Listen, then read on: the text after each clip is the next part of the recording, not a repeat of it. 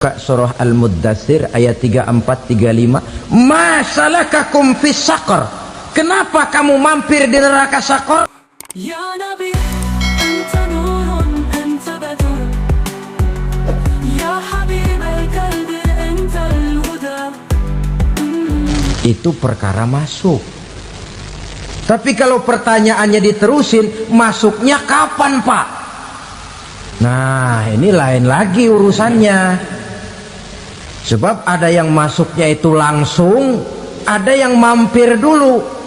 Di sana tempat cuma dua, kalau tidak surga, neraka. Mau ke surga tapi mampir dulu, yang mampirnya jelas di neraka. Kenapa? Dalam hadis qudsi ada riwayat, nanti itu di akhirat, setelah Allah selesai mengatur penduduk surga masuk surga, yang neraka masuk neraka, Allah berkata kepada malaikat Malik, malaikat Malik, labaik ya Allah.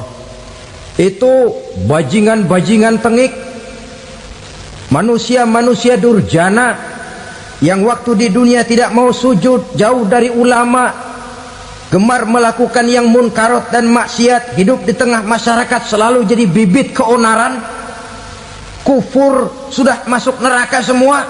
Sudah ya Allah. Nah, kalau sudah, coba sekarang kamu masuk, Malik. Saya, iya, masuk neraka. Mau apa ya Allah? Kata Allah, akhriju minan nar man kana fi qalbihi misqala habbatin min khardalin min iman. Kau masuk neraka, cari di dalam neraka orang-orang yang ada imannya walaupun kecil sebesar biji zarah, angkat mereka keluar. Masuk malaikat Malik ke neraka, cari orang yang ada imannya, korek-korek. Ya repot, udah pada gosong. Yang ada imannya diangkat ke atas, yang ada imannya diangkat ke atas, lalu dimandikan di Nahrul Hayat, namanya sungai kehidupan di akhirat nanti. Cakep lagi rupanya, bersih lagi wajahnya, apel di hadapan Allah. Kata Allah, bagaimana mas? Kapok nggak sampean? Kapok ya Allah. Nah, kalau kapok, idhab fadkhulil jannah, pergi masuk surga sana. Berangkat mereka ke surga, ketemu sama teman-temannya yang udah sampai lebih dulu, yang nggak pakai mampir lagi. Terjadi dialog. Kata teman-temannya yang udah pada nyampe duluan, mas, iya, emang baru sampai? Saya baru sampai. Memang mampir di mana dulu mas? Kita sudah lama sampai di surga. Saudara buka surah Al-Muddatsir ayat 34-35. Ma salakakum fis saqar? Kenapa kamu mampir di neraka Saqar? Qalu lam naku minal musallin. Mereka menjawab, kami mampir di neraka Saqar mas, gara-gara dulunya kami waktu di dunia ndak pernah sholat. Ndak pernah sholat? Ndak pernah. Kan rumahnya dekat masjid, cuma dekat doang mas. Sholat mah enggak saya. Nggak pernah ngasih makan fakir miskin, nggak pernah hadir di majelis taklim, pendeknya nggak pernah melakukan kebajikan, maka saya pun mampir di neraka Saqar. Untung betul saya punya iman mas, sedikit. Waktu hidup di dunia dulu saya pernah mengucap 2 kalimat syahadat, sekali-kalinya waktu mau kawin. Masya Allah. Untung saja kawin, kalau nggak kawin polos.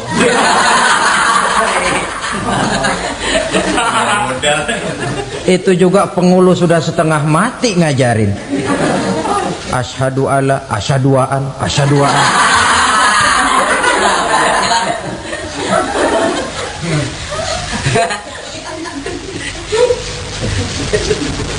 Ini namanya masuk surga, ada mampir dulu. Ada pula orang mukmin itu yang dimasukkan surga. Namanya dimasukkan kan terima beres. Saya masuk ke rumah, jalan sendiri, cari tempat sendiri. Saya dimasukkan ke dalam rumah, terima beres, pokok ada di dalam, itu dimasukkan namanya. Nggak pakai mampir. Tapi tentu tiketnya lebih mahal ketimbang yang pertama tadi. Apa kata Allah? Innal ladzina amanu wa amilus shalihat la ukaffiranna anhum sayyi'atihim wa la udkhilannahum jannah. Sesungguhnya orang-orang yang beriman kemudian beramal soleh, kami hapuskan segala dosa dan kesalahannya, kami masukkan mereka ke dalam surga. Lihat ayatnya, Allah yang memasukkan, kita yang dimasukkan. Tidak pakai transit, tidak usah mampir. Cuma tidak cukup syahadat, tidak cukup amanu, tapi diiringi dengan wa amilus sholih. Iman, amal. Tidak cukup syahadat, lalu dibuktikan dia sholat, dia zakat, puasa, lalu dia melakukan berbagai macam kebajikan. Ini yang menyebabkan dia tidak pakai mampir di tempat yang bernama sakor. Lalu ada pula orang mukmin itu yang disebut penduduk sorga. Wah, ini sudah VIP ini. Ashabul jannah, penduduk sorga. Siapa mereka? Kata Allah, innal ladzina amanu summa istaqamu fala khaufun alaihim wala hum yahzanun ulaika ashabul jannah hum fiha khalidun. Sesungguhnya orang-orang yang beriman lalu istiqamah, tetap dalam melaksanakan perintah Allah, tidak goyah, tidak labil tapi stabil, istiqamah, mereka tidak takut dan tidak bersedih hati. Merekalah penduduk sorga. Iman, istiqamah. Tidak punya duit, sembayang. Banyak duit, sembayang. Miskin, sembayang. Kaya, tetap sembayang. Istiqamah. Kadang orang kalau susah rajin ke masjid, banyak duitnya ngelihat masjid melengos. Waktu miskin hamba Allah, setelah kaya jadi hamba harta. Bergeser, tidak ada nilai istiqomahnya. Saudara-saudara, dengan begitu penduduk neraka itu dua. Ada penduduk permanen, ada penduduk yang semi permanen. Yang semi permanen orang-orang beriman yang mempunyai dosa besar. Mereka masuk ke neraka untuk menerima azab sesuai dengan dosanya. Bila selesai masa azab itu, mereka akan diangkat untuk ditempatkan kembali ke dalam surganya Allah Subhanahu wa ta'ala. Nah, dikala itulah saudara-saudara, ada yang disebut syafaat dari Rasulullah Sallallahu Alaihi Wasallam. Tapi tentu jangan lupa, syafaat ini ibarat kain menambal dia. Kita punya kain bolong-bolong sedikit, syafaat yang menambal. Solat kita ada kurang dikit, sedekah kita ada campur riak dikit, amalan kita ada tidak karena Allah dikit, kita berharap syafaat. Jadi biarlah kain masih bolong-bolong, yang penting punya kain. Tapi kalau kainnya tidak ada, yang ditambal apanya? Solat tidak, puasa tidak, zakat tidak, berharap syafaat saja. Ya, terlalu berlebihan itu.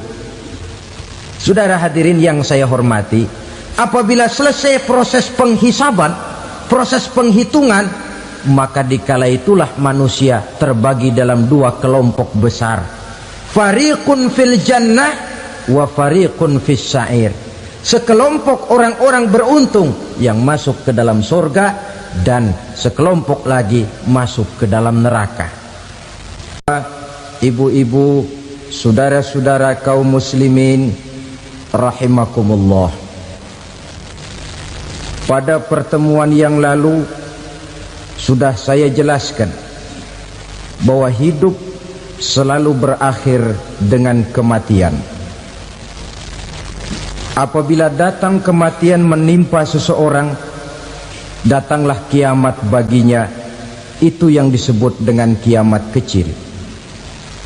Hakikatnya mati adalah perpindahan dari kehidupan di dunia ini menuju kehidupan di alam barzakh. menunggu kita di alam barzakh sampai datangnya saat kiamat. Entah 10 tahun, entah 100 tahun, entah 1000 tahun, hanya Allah saja yang maha tahu. Adapun orang-orang beriman yang melakukan amal kebajikan dalam kehidupan di dunia ini, masa penantian yang lama di alam barzakh buat mereka sebentar saja.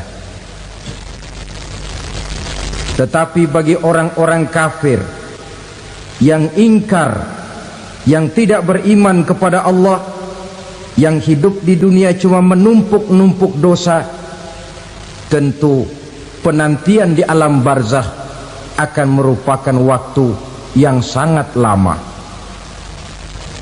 Bukankah dalam kehidupan kita waktu itu memang relatif? Contoh misalnya, bagi pemuda-pemudi yang sedang duduk asyik memadu cinta, waktu 4-5 jam saja rasanya cuma 4-5 menit, tenggelam oleh keasikan. Tapi buat orang yang berbaring di rumah sakit, meratap di balik-balik apa itu tembok derita kata lagu, di balik dinding-dinding penjara, sehari bagai seminggu, seminggu rasa sebulan, sebulan boleh jadi rasa setahun. Penantian yang sangat lama. Kapan kiamat itu akan datang? Ini rahasia Allah. Jangankan kita yang orang awam, baginda Nabi sendiri tidak diberitahu oleh Allah kapan kiamat itu akan terjadi. Tetapi sungguh pun demikian, banyak hadis-hadis yang menjelaskan ciri atau tanda-tanda datangnya kiamat.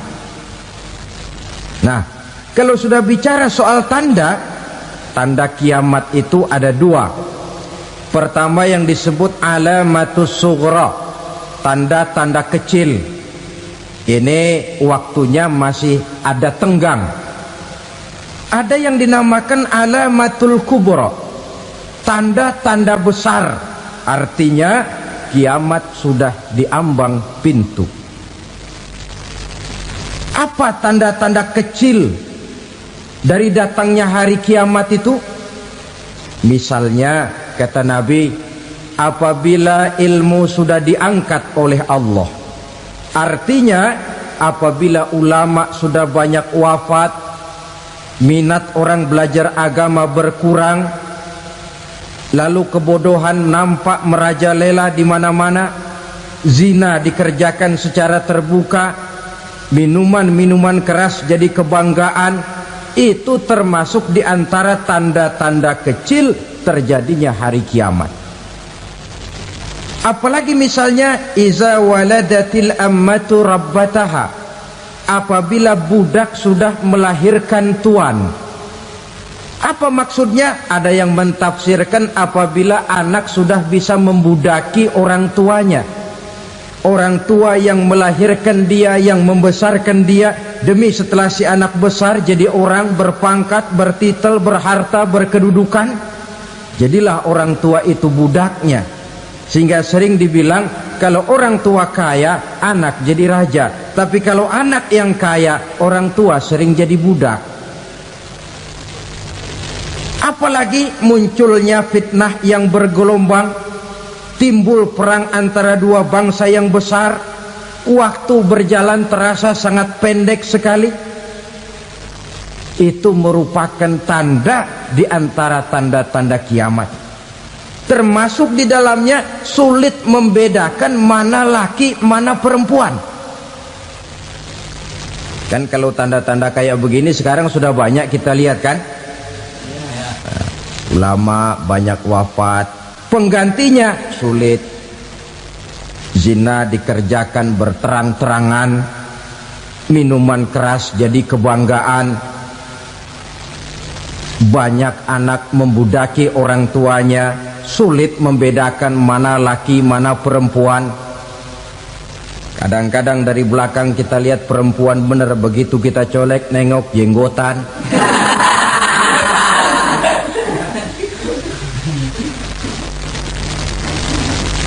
Ini termasuk tanda-tanda kecil, masih ada tenggang sampai akan terjadinya kiamat itu. Nah, yang dimaksud dengan tanda-tanda besar, ini tanda besar artinya kiamat sudah diambang pintu. Pertama, matahari terbit dari sebelah barat. Apabila matahari sudah terbit dari arah sebelah barat, tertutuplah sudah pintu taubat. Bersabda Nabi kita, la taqumus sa'atu hatta tatlu'a syamsu min maghribiha. Tidak akan datang hari kiamat sampai matahari terbit dari arah sebelah barat. Wa iza tala'at, manakala matahari telah terbit dari arah sebelah barat, wa ra'ahan nasu, manusia banyak menyaksikan itu, amanu ajma'un, mereka pun lalu beriman. Yang tadinya kafir, yang tadinya ingkar, yang tadinya membangkang, setelah melihat matahari terbit dari sebelah barat, buru-buru beriman, berlomba-lomba mengucap 2 kalimat syahadat. Tapi apa yang terjadi? Kata Nabi, wadzalika hina la yanfa'u nafsan imanuha lam takun amanat min qabl. Hari itu adalah hari yang iman sudah tidak berguna lagi bagi seseorang apabila sebelumnya memang dia tidak pernah beriman. Au kasabat fi imaniha khaira, atau beriman tetapi tidak pernah melakukan kebajikan di dalam keimanannya itu. Hari yang sudah kasib, hari yang sudah terlambat, beriman tidak akan ada gunanya lagi. Ini pelajaran buat kita. Sebelum sang surya terbit dari sebelah barat, sebelum nafas sampai di tenggorokan, artinya pintu taubat masih terbuka. Kalau 2 hal itu sudah terwujud, nafas sudah sampai di kerongkongan atau matahari sudah terbit dari arah sebelah barat, tertutuplah sudah pintu taubat. Tak ada lagi gunanya pangkat, jabatan, harta, bahkan beriman pun dalam suasana macam itu too late, kata orang Kulon. Sudah terlambat. Matahari terbit dari arah sebelah barat, itu tanda besar, artinya kiamat sudah diambang pintu. Lalu apalagi tanda besar? Munculnya Dajjal. Dajjal artinya pendusta-pendusta yang menyesatkan manusia. Ada 2 macam Dajjal, saudara. Ada Dajjal kecil. Ini Dajjal kelas teri. Kalau ini sejak zaman Rasulullah sudah ada itu. Tiap zaman ada.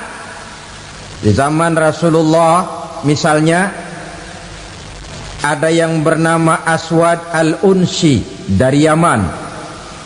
Ada yang namanya Musailamah al-Kazzab dari Yamamah. Ada yang namanya Ibnu Sayyad dari Madinah. Ini Dajjal di zaman Rasul. Musailamatul Kazzab memproklamirkan diri jadi nabi dia. Di zaman Rasul masih hidup. Ini Dajjal zaman Nabi. Di zaman sahabat muncul Dajjal. Di zaman kita sekarang ini Dajjal pun gentayangan. Dajjal kelas teri.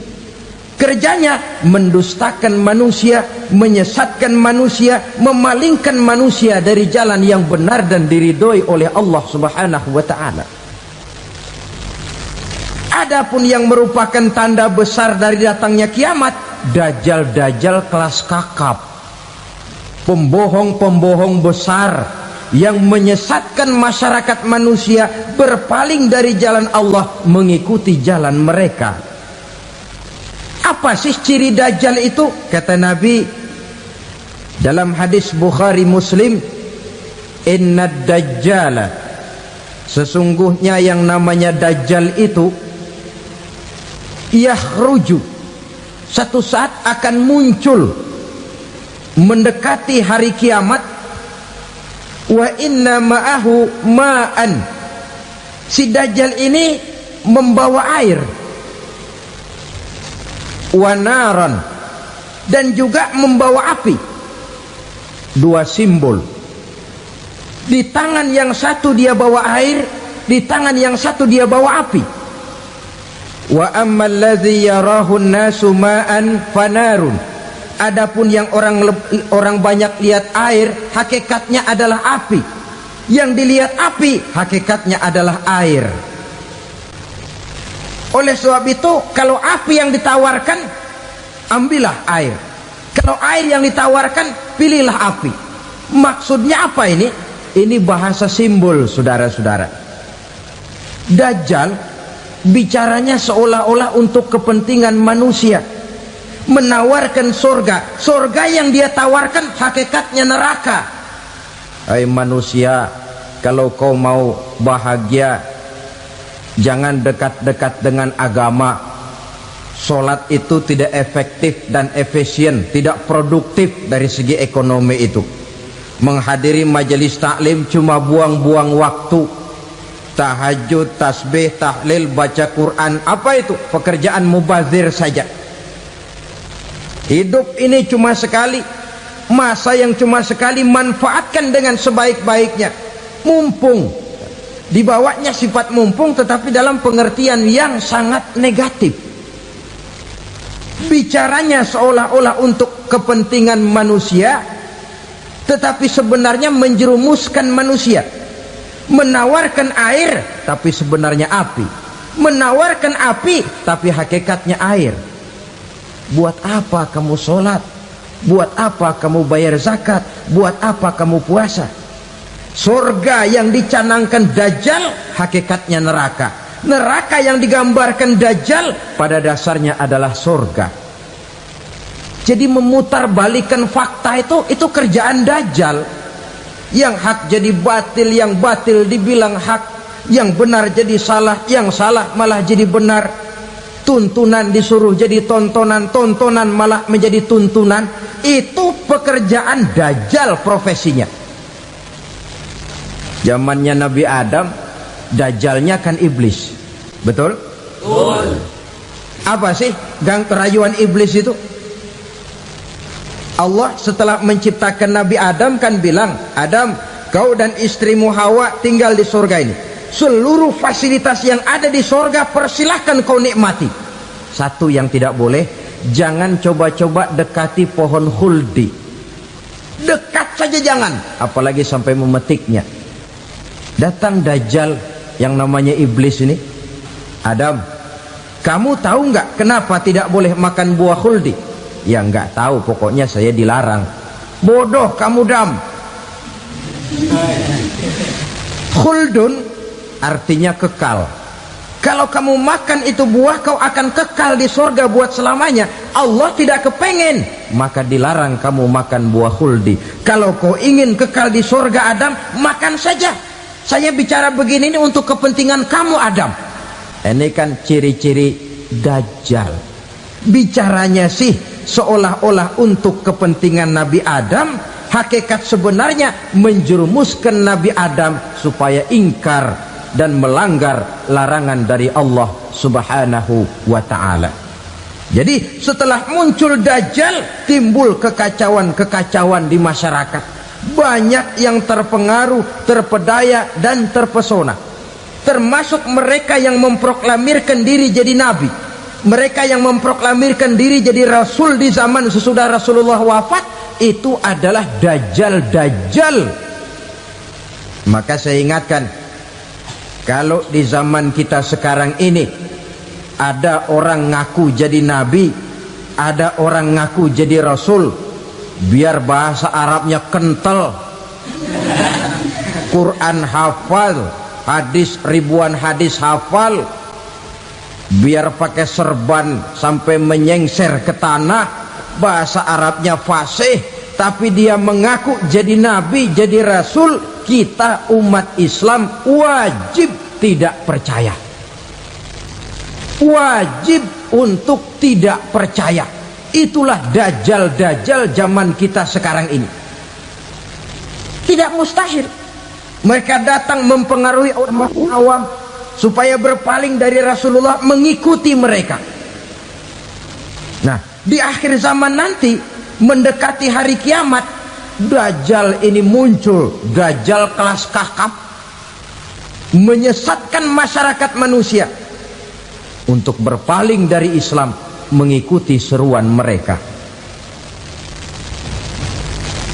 Apalagi di antara datangnya kiamat itu, tanda yang besar itu, turunnya Nabiullah Isa Al-Masih, putra Maryam. Menurut berbagai hadis yang sahih, Nabi Isa Al-Masih nanti akan turun lagi, tidak membawa risalah yang baru, tapi meluruskan risalah Islam ini yang telah banyak ditinggalkan oleh masyarakat. Bahkan ada hadis menjelaskan beliau akan membunuh Nabi, mematahkan kayu-kayu salib, lalu melaksanakan haji dan umrah mengikuti syariat Nabi Muhammad, bukan membawa agama baru. Menjadi semacam mujaddid, reformer, menyelamatkan manusia dari bisikan dajjal. Bahkan ada riwayat yang menjelaskan bahwa Nabi Isa berhasil mengalahkan dajjal, mengembalikan masyarakat manusia kembali kepada ajaran Islam yang datang dari Allah, dibawa oleh Rasulullah sallallahu alaihi wasallam.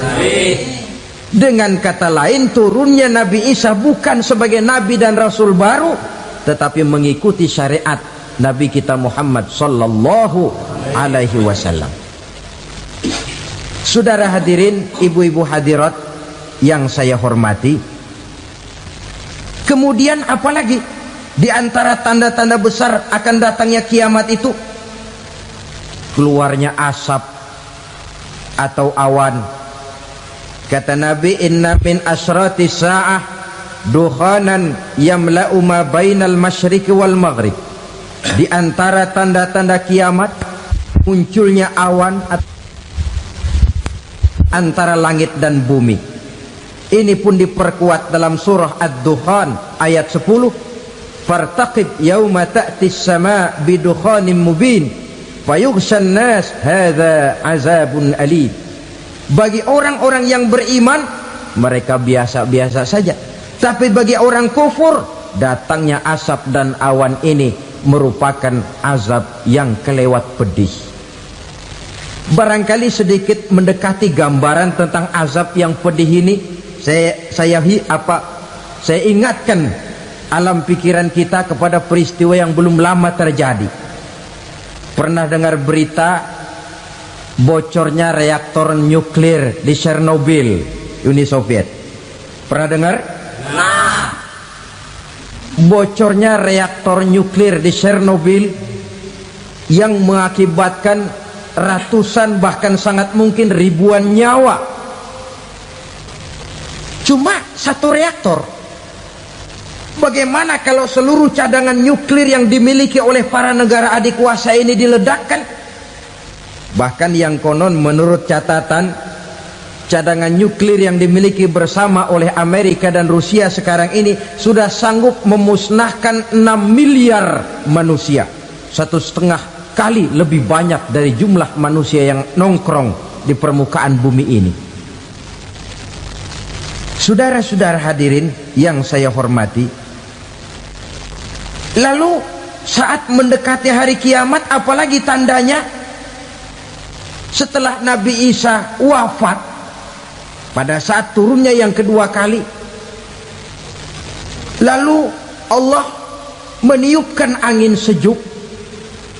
Semua orang-orang beriman, orang-orang baik wafat, sehingga penghuni bumi ini cuma tinggal lagi terdiri dari orang-orang kafir.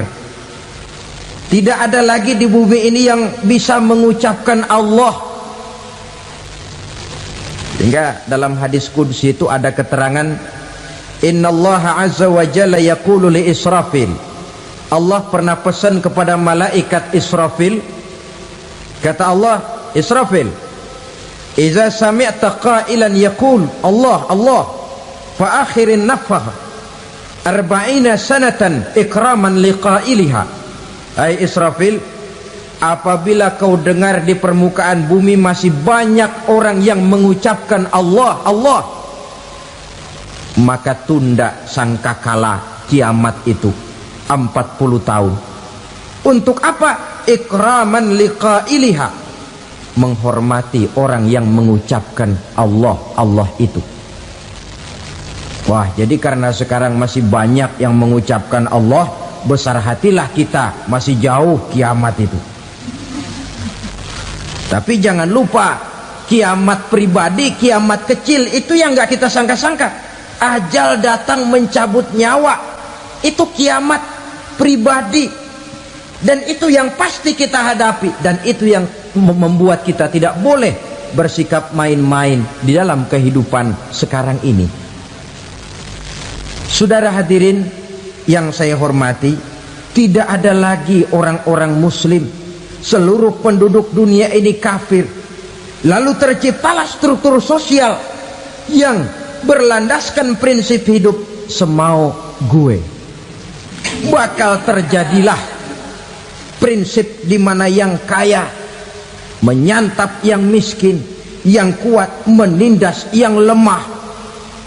Hidup sudah bagaikan di rimba belantara, berlaku hukum rimba. Siapa yang kuat dia yang menang, siapa yang lemah menjadi mangsa.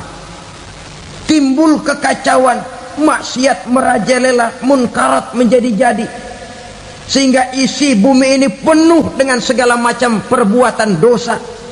Tidak ada perlunya lagi alam diperpanjang temponya. Datang saat yang sudah dijanjikan oleh Allah Azza wa Jalla, maka terjadilah yang disebut kiamat kubra, kiamat besar, kiamat ancur-ancuran. Bagaimana kejadian ini dimulai?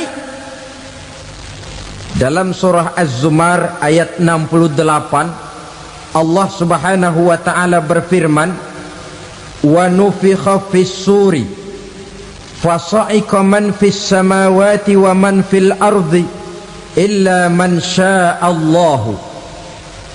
Maka manakala ditiuplah sangkakala, terkejutlah seluruh yang ada di langit dan seluruh yang ada di bumi. Bila saat kiamat datang, Allah perintah malaikat Israfil, Israfil, tiup sangkakalamu. Ditiuplah sangkakala oleh malaikat Israfil. Yang akibat daripada tiupan itu, seluruh yang ada di langit, seluruh yang ada di permukaan bumi terkejut. Yang ada di langit siapa? Malaikat kan. Bayangin aja kalau malaikat kaget, apalagi kita. Terkejut seluruh makhluk yang ada di bumi, yang ada di langit mendengar suara sangkakala itu. Bunyinya tidak sanggup kita bayangkan dahsyatnya. Ledakan nuklir, ledakan neutron, belum apa-apa ketimbang bunyi sangkakala malaikat Israfil ini. Nah, lalu mendengar bunyi sangkakala ini, gemparlah makhluk, kacaulah alam. Bumi gempa, planet-planet bertabrakan, gunung meletus, air laut tumpah ke darat, angin topan bertiup, halilintar menyambar. Lalu semua yang bernama hidup mati total. Mati bareng tanpa persiapan. La haula wala quwata illa billah.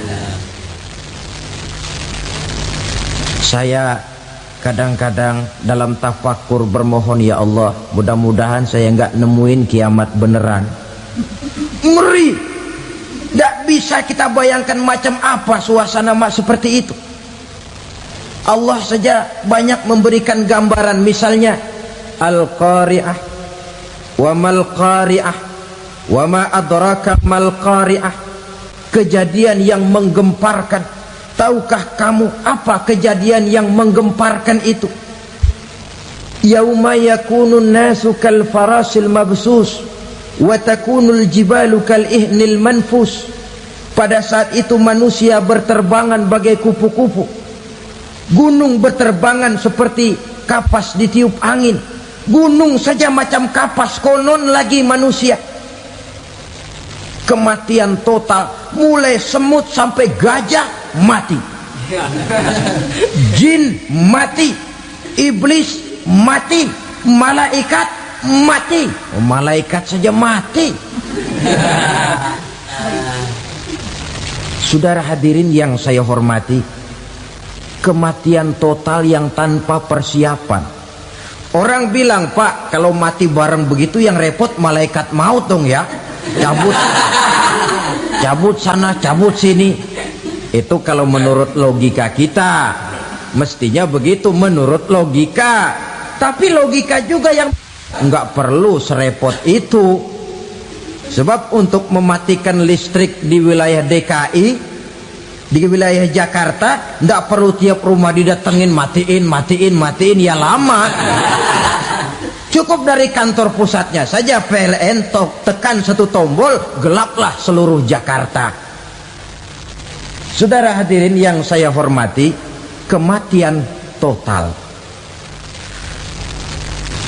Lalu setelah kematian total, planet-planet juga mati, dalam arti tidak bergerak dan beredar. Angin mati, dalam arti tidak bertiup. Air mati, dalam arti tidak ada riak gelombang. Pokoknya semua mati. Kullu nafsin za'iqatul maut, semua yang bernafas mati. Dalam ayat lain, kullu man 'alaiha fan, semua yang ada di permukaan bumi fana. Yang kekal cuma Allah Subhanahu wa ta'ala. Yang paling belakang mati malaikat maut dan malaikat Israfil. Tapi mati juga sesuai dengan janji Allah. 40 lamanya. Tidak dijelaskan oleh Abi Hurairah 40 jam, apa 40 hari, apa 40 tahun. Hadis-hadis cuma menyebutkan 40 saja. Sunyi alam, yang tinggal cuma Allah saja lagi. Ketika itu Allah berseru-seru, katanya, limanil mulkul yauma, siapa para penguasa hari ini? Mana itu raja-raja dan penguasa yang dulu mengaku jadi Tuhan? Fir'aun, mana Fir'aun sekarang? Yang dulu jadi raja, merasa berhasil, sombong, lalu tidak mau turun-turun dari kekuasaannya, sampai kepada puncak kekurang ajarannya mengangkat diri jadi Tuhan. Mana itu Fir'aun? Namrus, mana sekarang Namrus? La ilaha illa ana, ternyata tidak ada Tuhan lain selain daripada aku, kata Allah. Proses kemudian, saudara-saudara, turunlah hujan dari langit. 40 lamanya hujan itu. Tidak jelas juga 40 jam apa 40 hari. Setelah air turun membasahi, datanglah tiupan sangkakala yang kedua. Semua yang bernama mati bangkit dari kuburnya masing-masing. Ini yang disebut Yaumul Ba'thi, hari kebangkitan. Allahu Akbar. Pada saat kita bangkit dari kubur kita masing-masing, kumpul di padang mahsyar namanya. Bayangin aja, saya sendiri nggak sanggup bayangin. Manusia sejak zaman Adam sampai zaman kiamat kumpul bareng di tempat sama. Berapa banyaknya itu?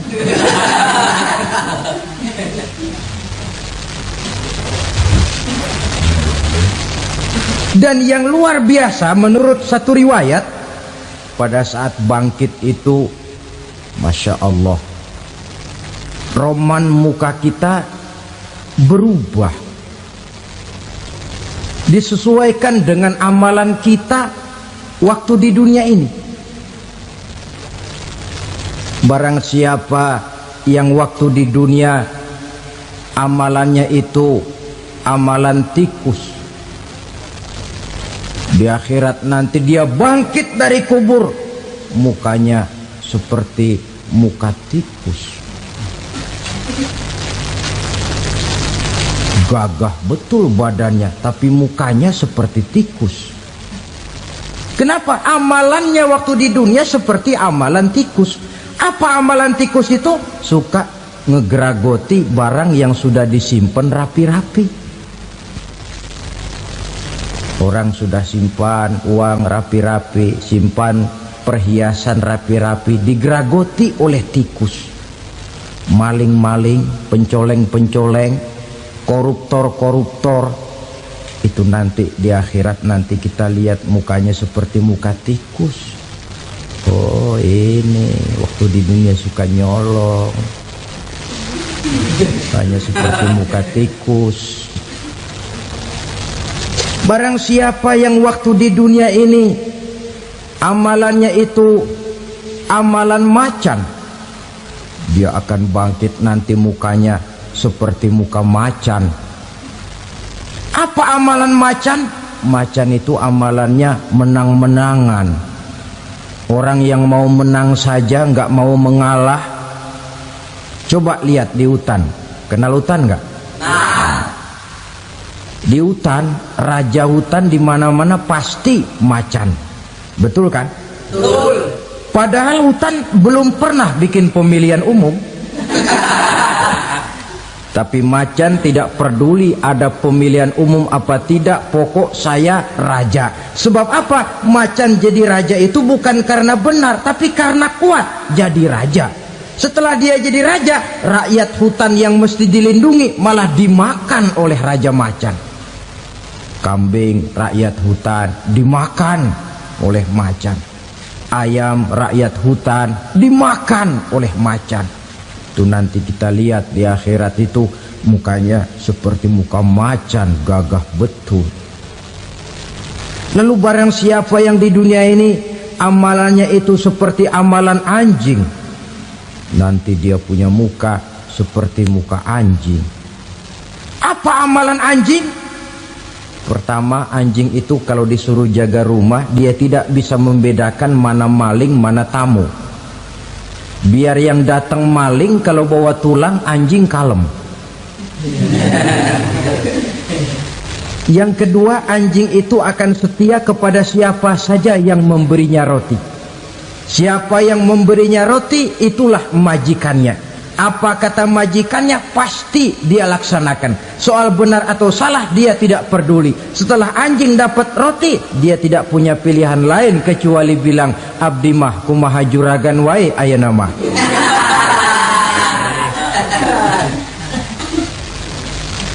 Saudara hadirin yang saya hormati, berkumpul di padang mahsyar, tiap orang sibuk dengan persoalannya masing-masing. Matahari waktu itu didekatkan oleh Allah, panas luar biasa. Ada yang saking panasnya itu mencucurkan peluh keringat sampai sebatas mata kakinya. Ada yang keringatnya sampai sedengkulnya, ada yang keringatnya sampai sepusatnya, ada yang keringatnya mengalir sampai sebahunya. Ada yang kelelap oleh keringatnya sendiri, sementara orang di sampingnya nggak apa-apa. Bergantung lagi amalan dia waktu di dunia ini. Saudara-saudara, sebagian orang dalam kepanikan padang mahsyar berombong-rombong datang mereka menghadap Nabi Adam. Ya Adam, anta abal bashar. Hai Adam, Tuhan adalah bapak moyang manusia. Kami sebentar lagi akan disidang, dimintakan pertanggungan jawab. Tolonglah kami, hai Adam. Kata Nabi Adam, Jangankan nolongin sampean, saya sendiri tanggung jawab di hadapan Allah ketika dulu tidak boleh makan khuldi, saya serobot. Sudahlah, urus diri masing-masing saja, nafsi. Begitu kata Nabi Nuh, begitu kata Nabi Ibrahim. Tiap orang bertanggung jawab sendiri-sendiri.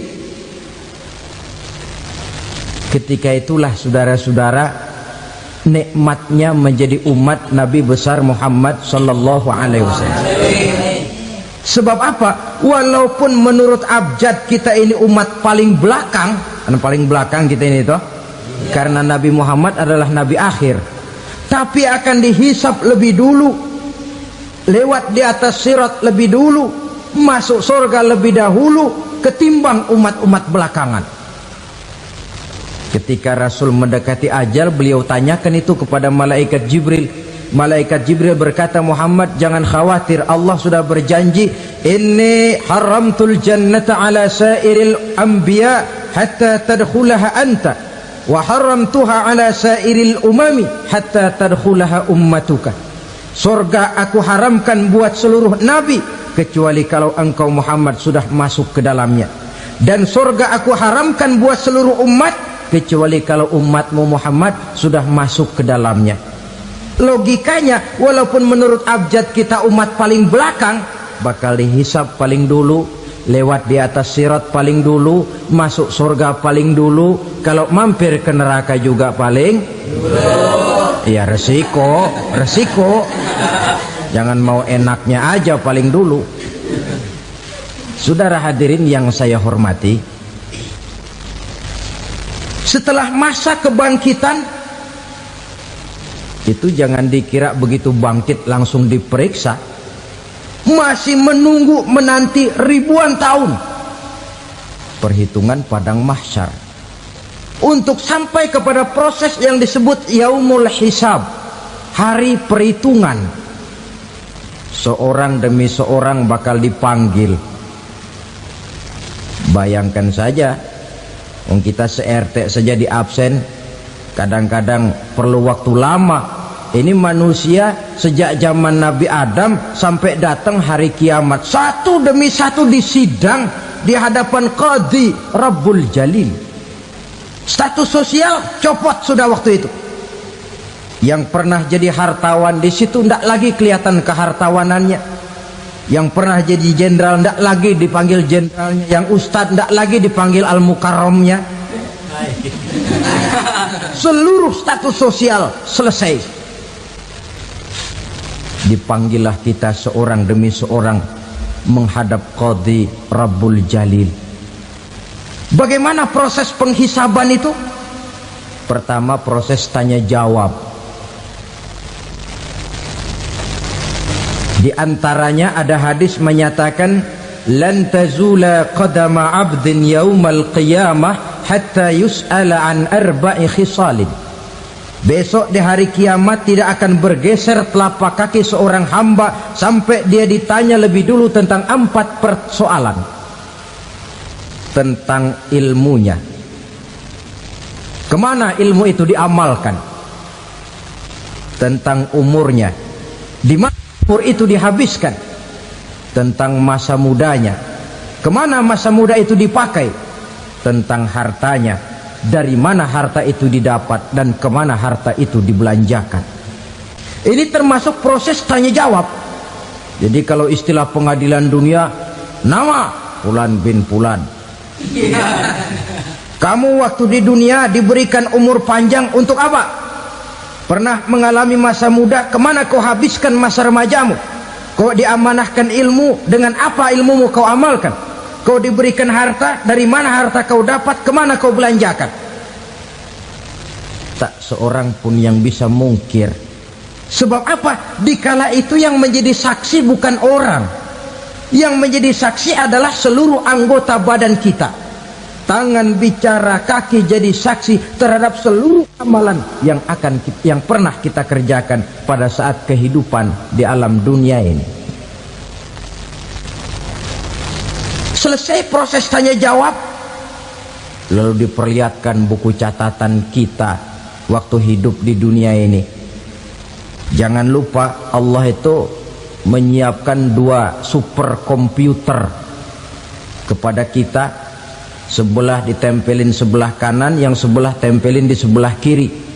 Komputer itu namanya Raqib dan Atid, 2 malaikat yang apabila baik kita lakukan, refleks saja akan menulis kebajikan kita.